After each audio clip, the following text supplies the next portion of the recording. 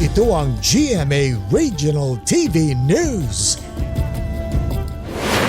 Balita sa Visayas at Mindanao mula sa GMA Regional TV. Sasampahan ng reklamo ng PNP Highway Patrol Group Region 7 ang isang lalaking vlogger sa Consolacion, Cebu. Sara, bakit daw? Rafi, kasunod yan ng mag-alakohol ang lalaking vlogger sa gitna ng kalsada. Lalo tuloy nag-traffic. Yan at iba pang mainit na balita hatid ni Nico Sereno ng GMA Regional TV. Mabagal na ang daloy ng trapiko, pero isang vlogger ang tuloy pa rin sa kanyang content sa Consolacion, Cebu. Nag-alakohol o snail ang 29 anyos na vlogger na yan sa gitna ng kalsada. Lalo tuloy bumagal ang usad ng mga sasakyan sa kanyang likuran. Maya-maya ay tumayo na rin siya at tumakbo palayo. Paliwanag ng vlogger, wala pa siyang 20 segundo roon. Mga ilang jugog dakong pasaylo sa akong gibuhat nga di maayo gyud kay di gito siya maayo gyud kay nakakos kog public disturbance sa uban ba. Nay content sunod before ko mo post ako na sige check og wala ba koy makadisturbo or makabuhat og sayo.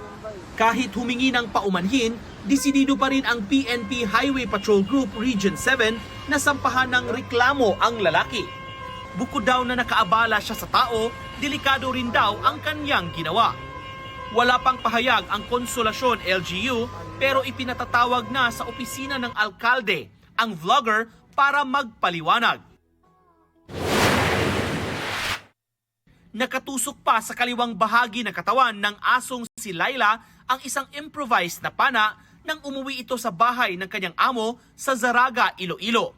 Nanawagan ang may-ari sa aso sa social media para matukoy kung sino ang nasa likod nito. Idinulog na rin ito sa barangay. Ayon sa punong barangay, iimbestigahan daw nila ang pagpana sa aso. Gagawa rin daw sila ng hakbang para hindi na ito maulit. Sinubukan naming kunan ng pahayag ang may-ari kay Laila pero tumanggi siyang humarap sa camera. Nico Sereno ng GMA Regional TV, nagbabalita para sa GMA Integrated News.